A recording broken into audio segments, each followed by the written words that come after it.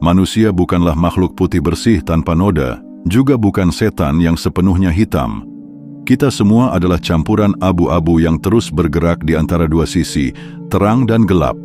Orang baik sering dipandang sebagai sosok paling murni, penuh kasih, dan layak dijadikan teladan. Mereka terlihat lembut, peduli, dan selalu punya cara untuk membuat suasana lebih ringan.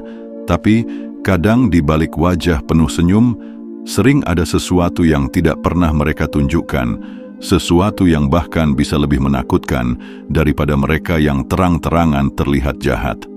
Kebaikan, ketika terlalu dipoles atau dipaksakan, bisa berubah menjadi senjata yang menusuk balik. Orang baik punya motif, punya ketakutan, punya ego, dan punya ambisi seperti manusia pada umumnya. Mereka bisa tersenyum sambil menyembunyikan pisau di balik punggung. Mereka bisa terlihat penuh pengertian, padahal sedang mengikat lehermu dengan tali halus tak terlihat. Jadi mari kita bongkar 7 sisi gelap orang yang sikapnya baik, bukan untuk menuduh, tapi untuk membuka mata bahwa kebaikan tidak selalu sepolos yang kita kira. Pertama, kebaikan sebagai topeng manipulasi. Kebaikan bisa jadi alat manipulasi paling halus.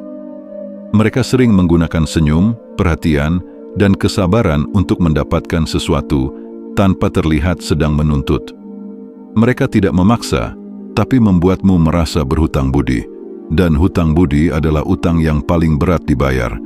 Inilah yang bikin mereka sering berhasil mengendalikan orang lain tanpa harus teriak atau marah. Ketika seseorang selalu baik, kita cenderung menaruh kepercayaan penuh padanya. Padahal, kepercayaan adalah pintu masuk paling mudah untuk dimanfaatkan. Mereka bisa meminta bantuan, memengaruhi keputusan, bahkan mendorongmu melakukan sesuatu yang sebenarnya bukan maumu, dan kamu akan melakukannya tanpa sadar karena kamu merasa dia orang baik. Masa ia ada maksud lain? Itu adalah jerat manipulasi. Tidak semua manipulasi lahir dari niat jahat. Kadang orang baik melakukannya karena terbiasa ingin menjaga citra dan tidak mau terlihat egois.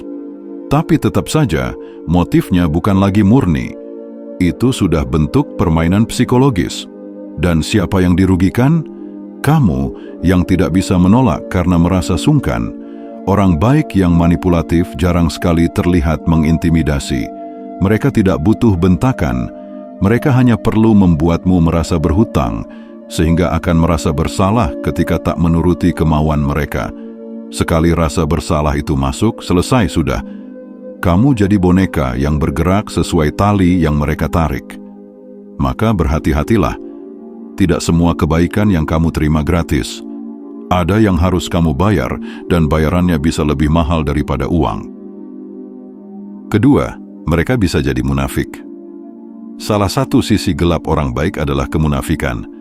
Mereka sering menampilkan versi terbaik dirinya di depan orang lain, tapi menekan emosi dan sisi aslinya dalam diam.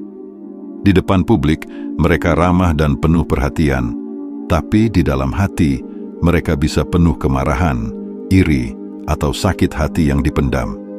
Kemunafikan ini berbahaya karena semakin lama mereka menekan perasaan, semakin besar kemungkinan ledakannya. Ledakan orang baik sering lebih brutal dibanding orang yang sehari-hari memang temperamental, sebab orang tidak pernah menyangka, tidak pernah siap, dan tidak tahu bagaimana menghadapi sisi buas yang tiba-tiba muncul. Bahkan, kemunafikan mereka bisa berubah jadi bentuk keangkuhan terselubung. Mereka bisa merasa dirinya lebih baik karena selalu sopan dan manis, sementara dalam hati mereka merendahkan orang lain yang dianggap lebih jujur, tapi lebih keras kepala.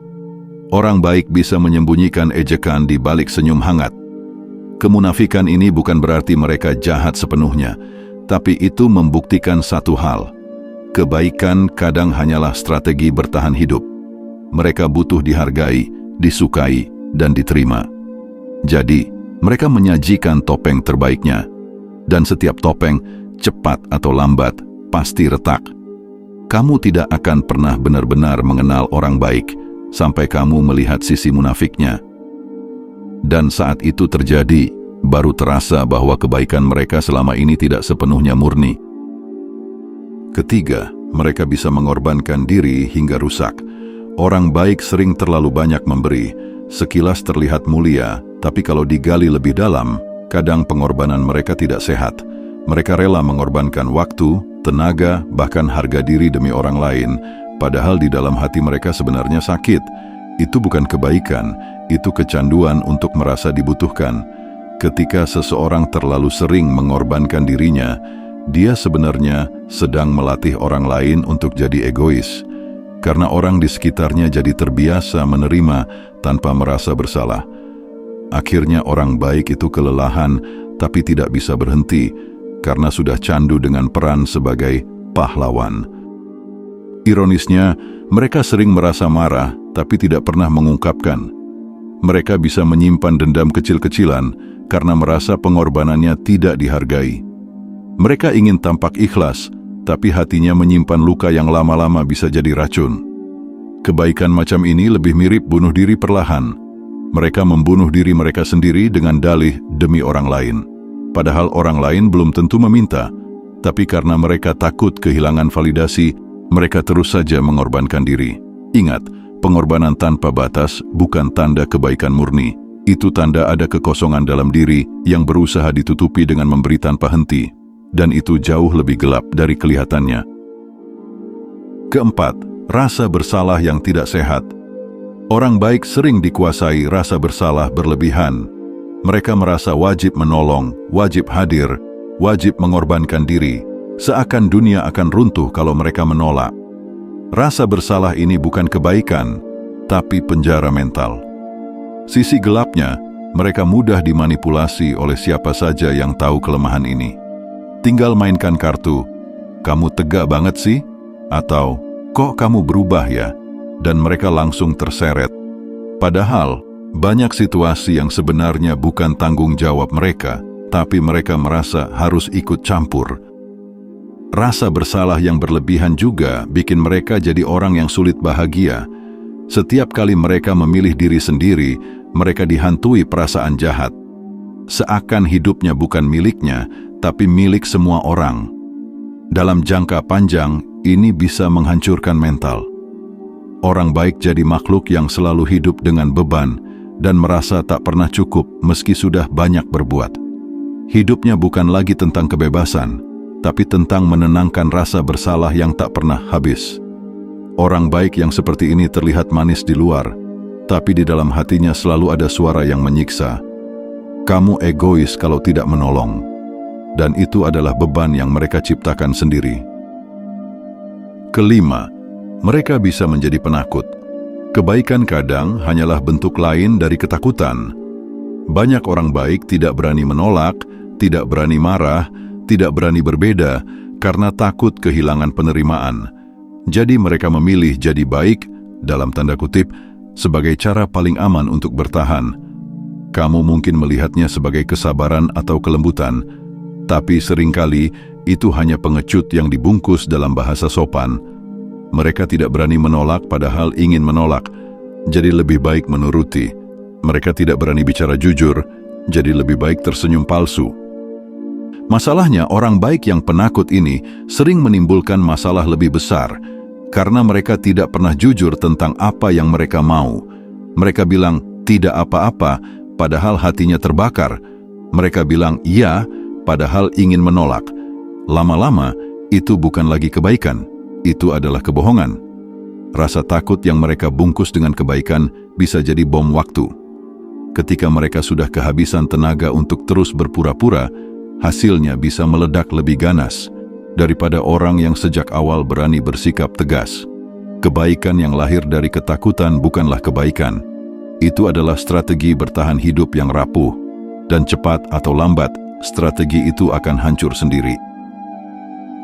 Keenam, mereka bisa menghukum dengan sunyi. Orang yang tampak baik jarang marah terang-terangan, tapi jangan kira mereka tidak punya cara untuk menghukum. Senjata favorit mereka adalah silent treatment, menghukum dengan diam. Mereka bisa bersikap baik, lalu tiba-tiba menarik diri tanpa penjelasan. Mereka bisa membuatmu merasa bersalah tanpa satu kata pun. Dan diam itu sering lebih menyakitkan daripada makian. Karena kamu tidak tahu apa yang salah, kamu tidak tahu harus bagaimana, tapi kamu bisa merasakan dingin menusuk dari jarak yang mereka ciptakan. Hukuman diam dari orang yang biasanya terlihat baik ini adalah bentuk siksaan yang halus.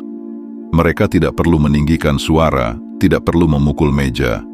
Cukup dengan mengabaikan, mereka bisa membuat orang merasa tidak berharga. Itu adalah manipulasi emosional kelas berat.